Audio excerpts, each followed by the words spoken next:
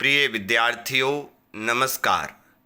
मैं अनिल जैन MPS प्रतापनगर जयपुर से एक बार पुनः आपके मध्य में।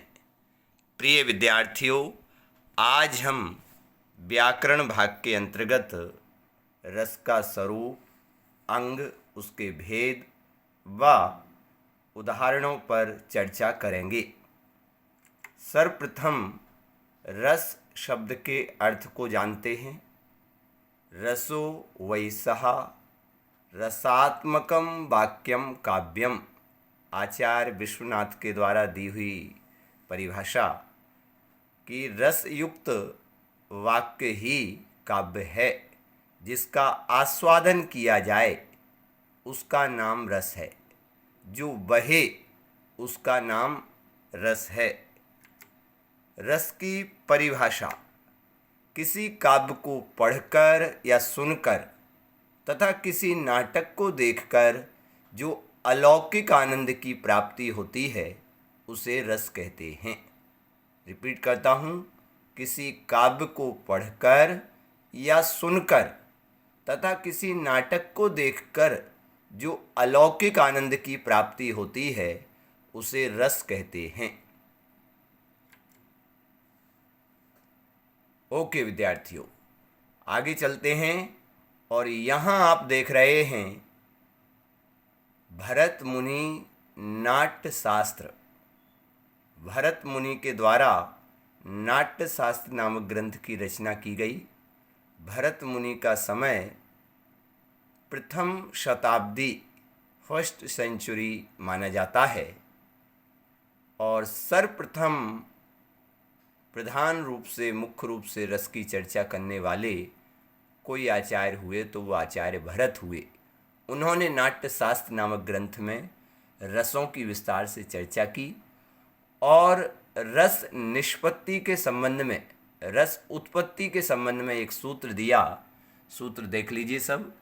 विभावानुभाव व्यभिचारी संयोगाद रस निष्पत्ति ही, कि विभाव, अनुभाव व व्यभिचारी भावों के संयोग से रस की उत्पत्ति होती है, रस की निष्पत्ति ही होती है। विभाव, अनुभाव व व्यभिचारी भाव के संयोग से रस की निष्पत्ति होती है, रस की उत्पत्ति होती है। रस के 4 अंग माने गए हैं। विद्यार्थियों, परीक्षा में यहाँ से 1 से 2 क्वेश्चन अवश्य ही बन सकते हैं, बनते ही हैं, बनेंगे ही। रस के अंग 4 अंग अभी सूत्र में हम समझ करके आए हैं।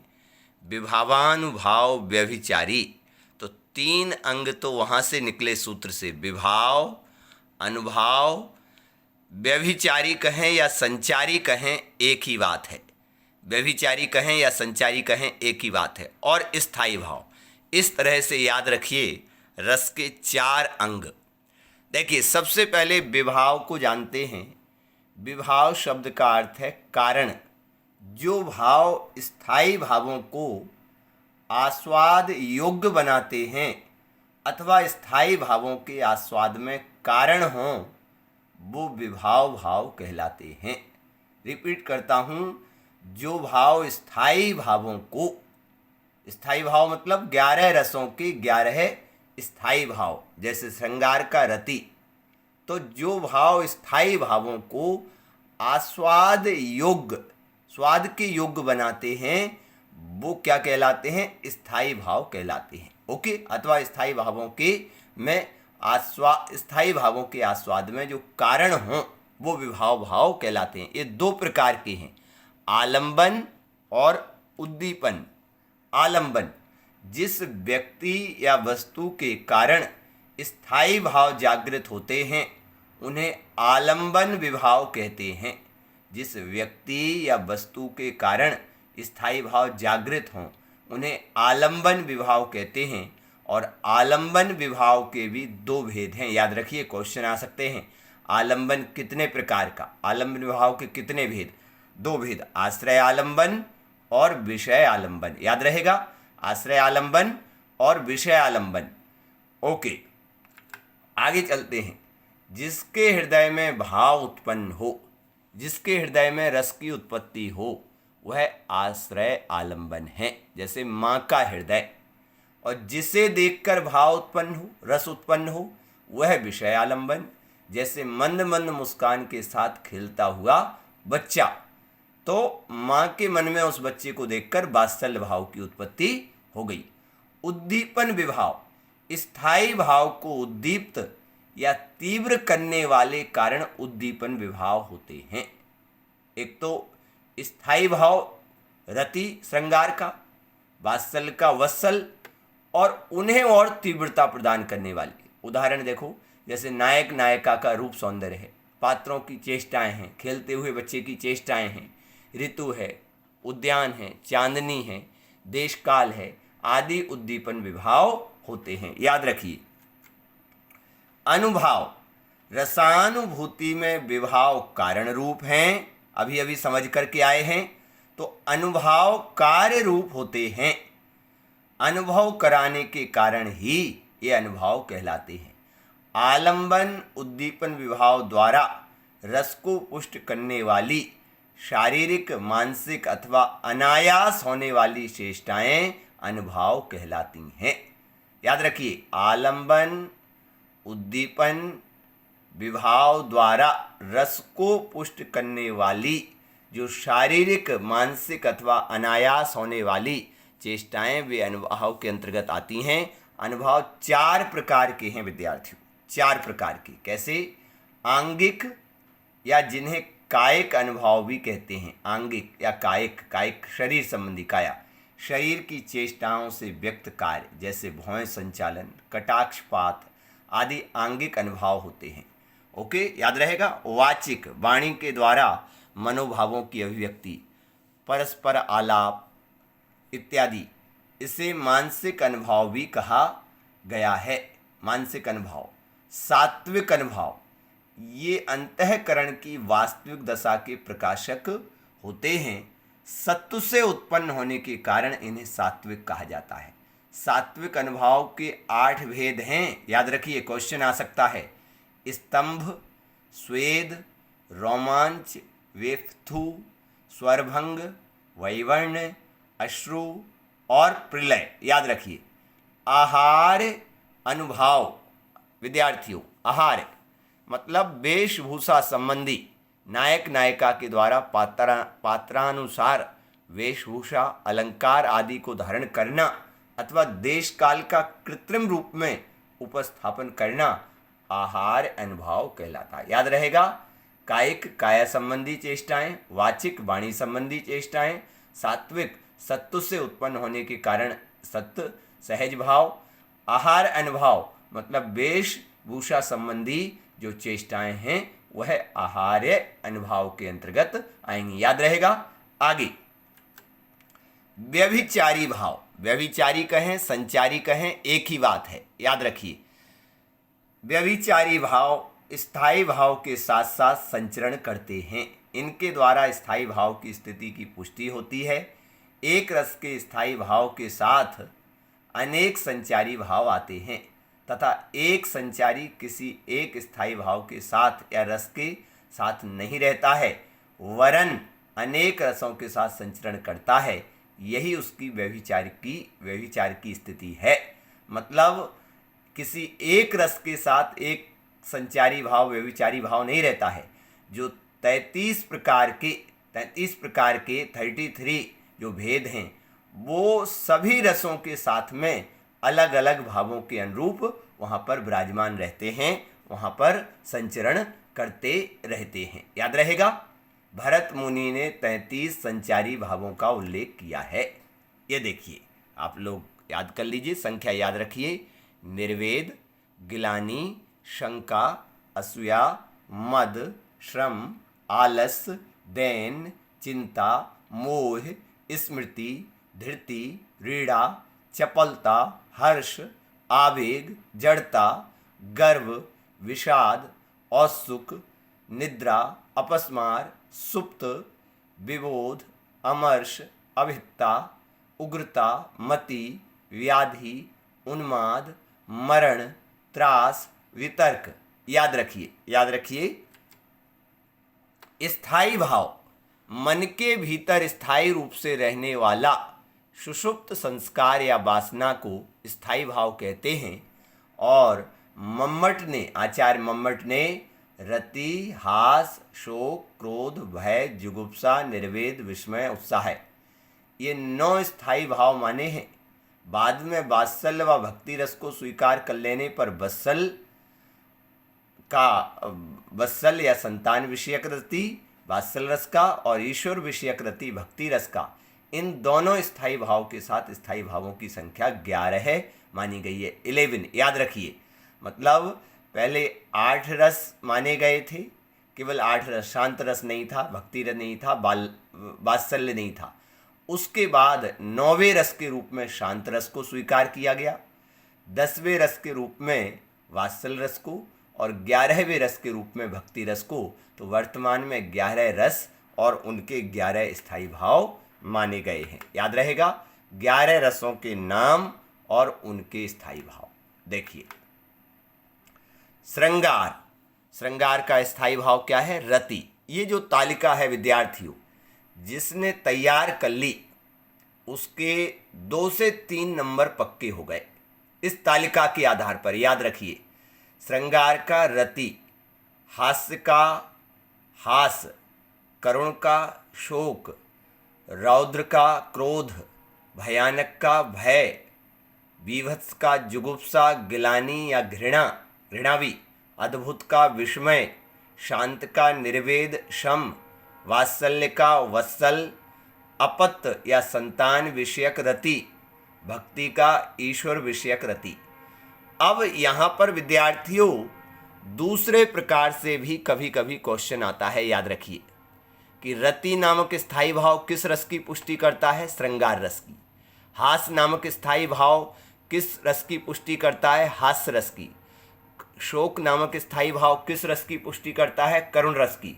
क्रोध नामक स्थायी भाव किस रस की पुष्टि करता है? रौद्र रस की। उत्साह नामक स्थायी भाव किस रस की पुष्टि करता है? वीर रस की। भय नामक स्थायी भाव किस रस की पुष्टि करता है? भयानक रस की। जुगुप्सा नामक स्थायी भाव किस रस की पुष्टि करता है? वीभत्स रस की। विस्मय नामक स्थायी भाव किस रस की पुष्टि करता है? अद्भुत रस की।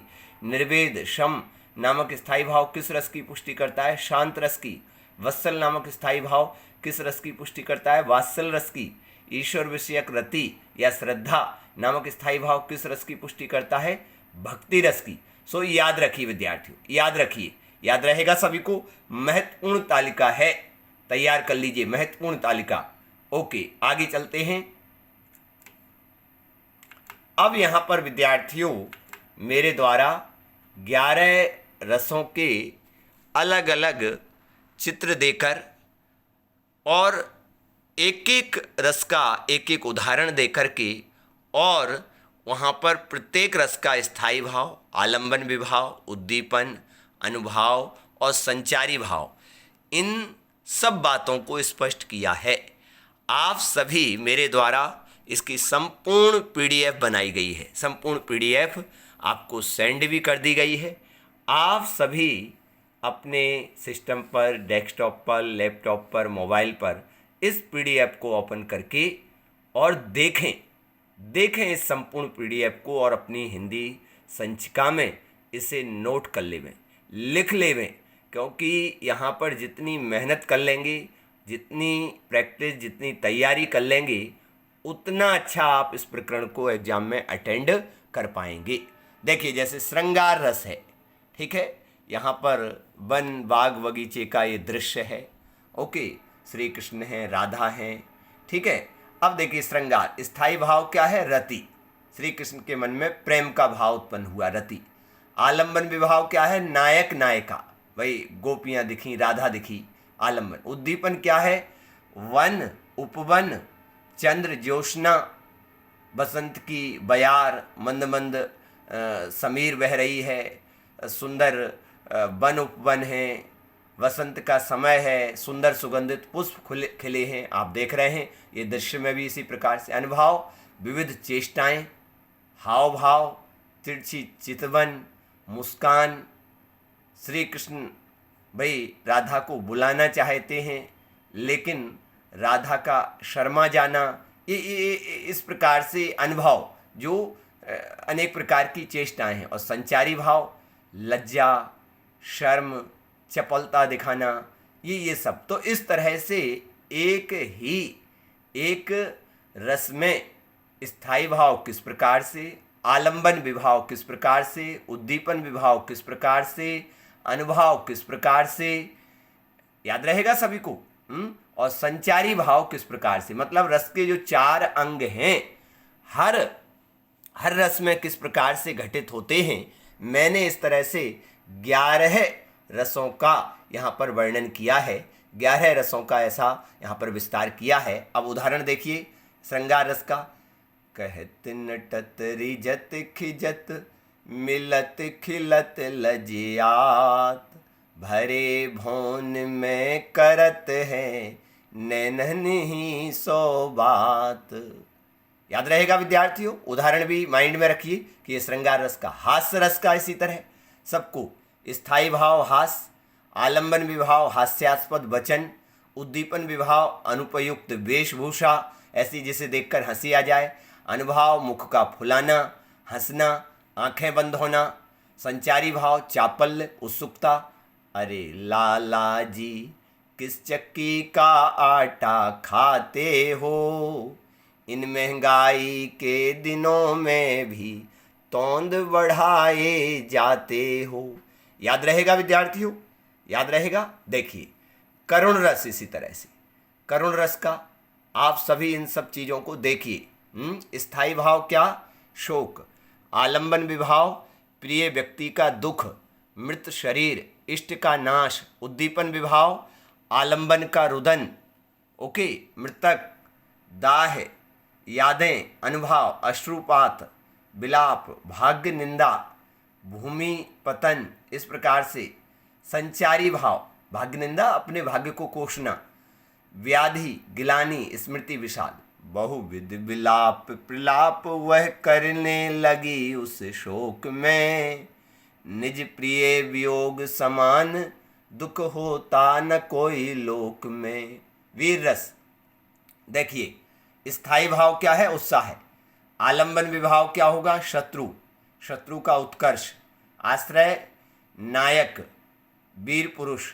उद्दीपन विभाव रिपु की गर्भोक्ति, रणभेरी, रण कोलाहल, रण मतलब युद्ध, कोलाहल आवाज, ओके।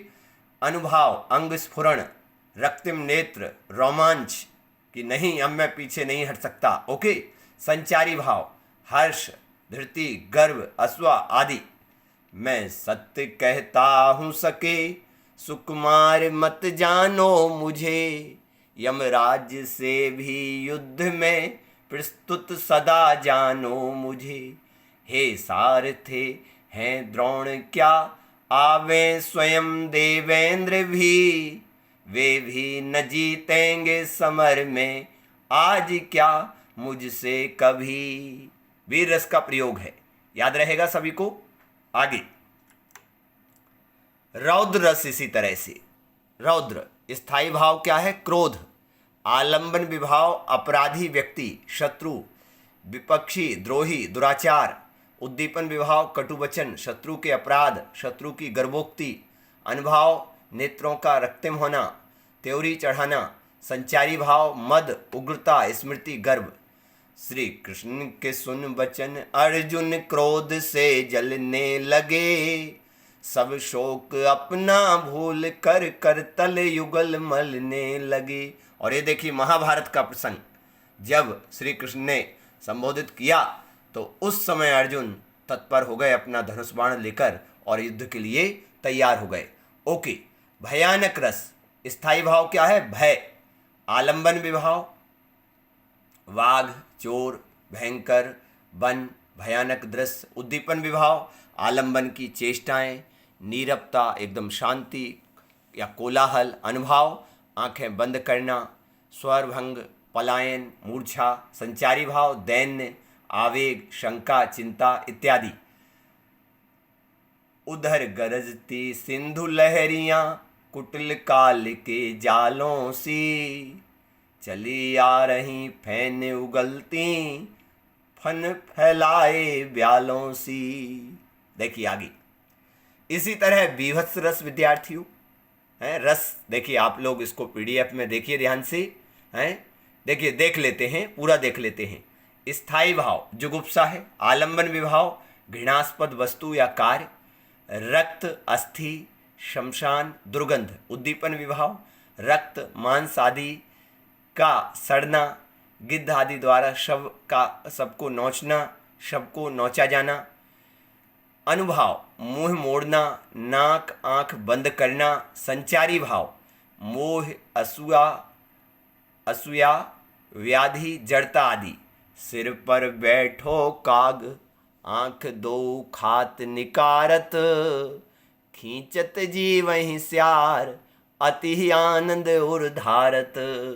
सड़ी गली लाशें पड़ी हुई हैं, कौए हैं, गिद्ध उन लाशों को नोच रहे हैं, मांस खा रहे हैं उनमें से। ये बीभत्स अद्भुत। स्थायी भाव विस्मय आश्चर्य, आलंबन विभाव अलौकिक या आश्चर्यजनक वस्तु, उद्दीपन विभाव आलंबन का गुण या कार्य, अनुभाव रोमांच कंप स्वेद संभ्रम, संचारी भाव भ्रांति हर्ष शंका आवेग मोह, अखिल भुवन चर अचर जग हरि मुख में लखी मातु, चकित भई गद गद वचन विकसित दीर्घ पुलकातु। देखिए शांत रस इसी तरह से, वात्सल रस इसी तरह से, आप देखना विद्यार्थियों ने देख लीजिए एक बार। शांत रस स्थायी भाव निर्वेद या वैराग्य, शम भी है ओके। आलंबन विभाव निर्वेद उत्पन्न करने वाली वस्तु सांसारिक नश्वरता, उद्दीपन विभाव सत्संग पुण्याश्रम तीर्थ एकांत, अनुभाव रोमांच दृढ़ता कथन चेतावनी संकल्प, संचारी भाव मोह निर्वेद हर्ष विमर्श आश्रय ज्ञानी व्यक्ति। हा लोभ मोह में लीन लोग भूले हैं अपना अपरिणाम, ओ क्षण भंगुर भव राम राम, ओ क्षण भंगुर भव राम राम। वात्सल रस स्थायी भाव वत्सल या अपत्य विषयक रति, आलंबन विभाव बच्चा संतान, उद्दीपन आलंबन की चेष्टाएं, अनुभाव स्नेह से देखना गोद में उठा लेना पालने को झुलाना, संचारी भाव हर्ष गर्व आदि आश्रय माता पिता। और इसका उदाहरण जसोदा हरिपाल ने झुलावे हलरावे दुलरावे मलहावे जोई सोई कछुगावे, मेरे लाल को आओ निंदरिया काहे न आन सुलावे, कबहू कुपलक हरि मूंद लेत कबहू अधर फरिकावे। तो वात्सल रस देख रहे हैं, माँ यशोदा बाल श्री कृष्ण को है एक अपनत्व प्रदान कर रही हैं। तो इस तरह से हमने 10 रसों की बात की। और 11वां भक्ति रस स्थायी भाव भगवत विषयक रति, आलंबन विभाव आराध्य देव गुरुजन इष्ट, उद्दीपन विभाव आराध्य आलंबन का रूप उनके कार्य एवं लीलाएं, अनुभाव अश्रु रोमांच कंठ अवरोध गदगद होना नेत्र बंद होना, संचारी भाव हर्ष आवेग दैन्य स्मरण, राम जपु राम वावरे, घोर भव नीर निधि नाम निज नाओ रे। तो इस तरह से हमने 11 रसों को चारों अंगों को के आधार पर चारों अंग उसमें किस प्रकार से समाहित होते हैं, इस बात को हमने समझा विद्यार्थियों। यहाँ पर परीक्षा की दृष्टि से महत्वपूर्ण बिंदु रस सिद्धांत के प्रथम व्याख्याता आचार्य भरत हैं। याद रखिए, भरत मुनि ने नाट्य शास्त्र ग्रंथ में रस की विस्तार से चर्चा की है। याद रखिए, भरत मुनि ने नाट्य शास्त्र ग्रंथ की रचना की। याद रखिए, भरत मुनि का समय प्रथम शताब्दी माना जाता है। याद रखिए, भरत 9वें रस के रूप में भरत मुनि ने सर्वप्रथम 8 रसों की चर्चा की थी। 9वें रस के रूप में उद्भट ने शांत रस को स्वीकार किया। वात्सल रस को 10वें रस के रूप में पंडित विश्वनाथ ने स्वीकार किया। भक्ति रस को 11वें रस के रूप में भानुदत्त ने स्वीकार किया।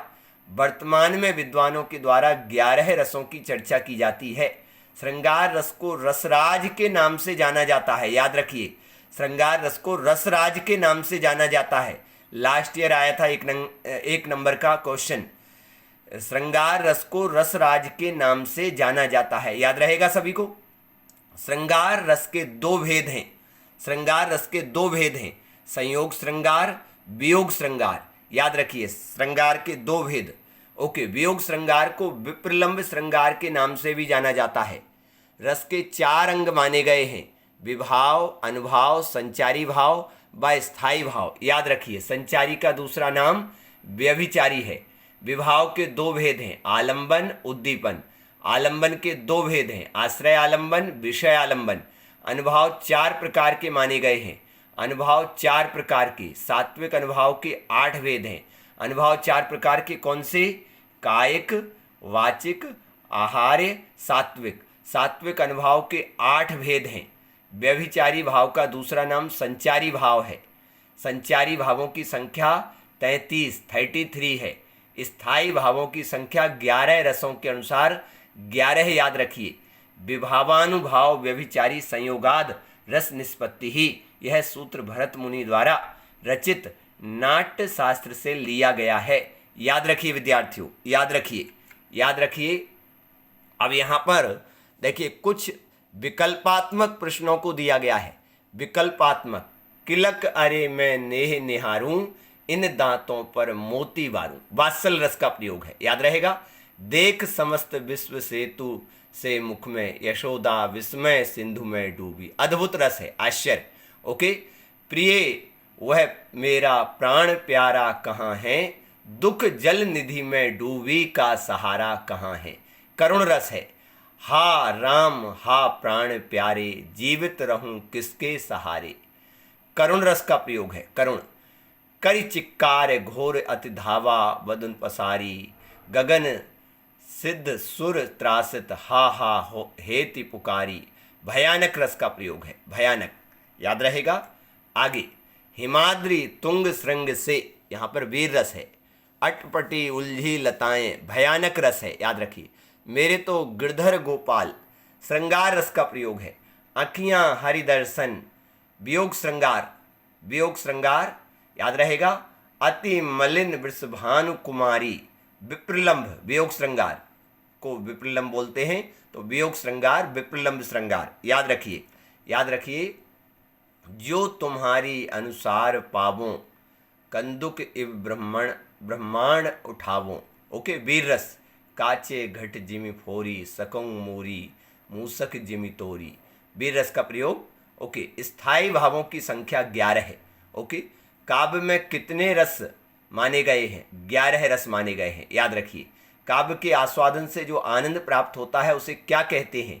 रस कहते हैं। रस के कितने अंग होते हैं? 4 होते हैं। करुण रस का स्थायी भाव क्या है? शोक है करुण रस का स्थायी भाव। याद रहेगा, शोक। आगे आगे आगे आगे आगे कुछ और, श्रृंगार रस का स्थायी भाव क्या है? रति है। ओके, कुछ क्वेश्चन और हैं विद्यार्थियों। देखिए, जुगुप्सा कौन से रस का स्थायी भाव है? जुगुप्सा विभत्स रस का। जुगुप्सा किस रस का? विभत्स। जुगुप्सा कहें, गिलानी कहें, घृणा कहें, ये तीनों विभत्स रस के अंतर्गत। ओके, शांत रस का स्थायी भाव निर्वेद। विस्मय स्थायी भाव किस रस में होता है? विस्मय नामक स्थायी भाव अद्भुत रस में। सर्वश्रेष्ठ रस किसे माना जाता है? या रसराज श्रृंगार रस को। शांत रस की उत्पत्ति कब होती है? संसार से वैराग्य होने पर। याद रहेगा, कवि बिहारी मुख्यतः किस रस के कवि हैं? श्रृंगार रस के। श्रृंगार रस के। वैसे तो उन्होंने भक्ति, श्रृंगार और नीति तीनों के बारे में चर्चा की है, लेकिन मुख्य रूप से उनके जो बिहारी सत्सई ग्रंथ है उसमें श्रृंगार रस की चर्चा की गई है। ओके, रौद्र रस का स्थायी भाव क्या है? रौद्र रस का स्थायी भाव क्या है? क्रोध है। याद रहेगा सभी को। तो इस तरह से विद्यार्थियों, हमने संपूर्ण रस प्रकरण की चर्चा की। संपूर्ण रस प्रकरण की चर्चा की। आप सभी इस वीडियो को बड़े मनोयोग पूर्वक सुनिए, ध्यान पूर्वक सुनिए और अपनी तैयारी को सुदृढ़ करिए। मुझे आशा है निश्चित रूप से आप सभी अच्छी पढ़ाई कर रहे होंगे और हिंदी विषय में विद्यार्थियों 2 पृष्ठ प्रतिदिन लिखने का अभ्यास डालें। 2 पृष्ठ, आपकी राइटिंग अच्छी होगी, विषय क्लियर होगा और अच्छी तैयारी कर सकेंगे। धन्यवाद, नमस्कार, फिर मिलेंगे अगले वीडियो में।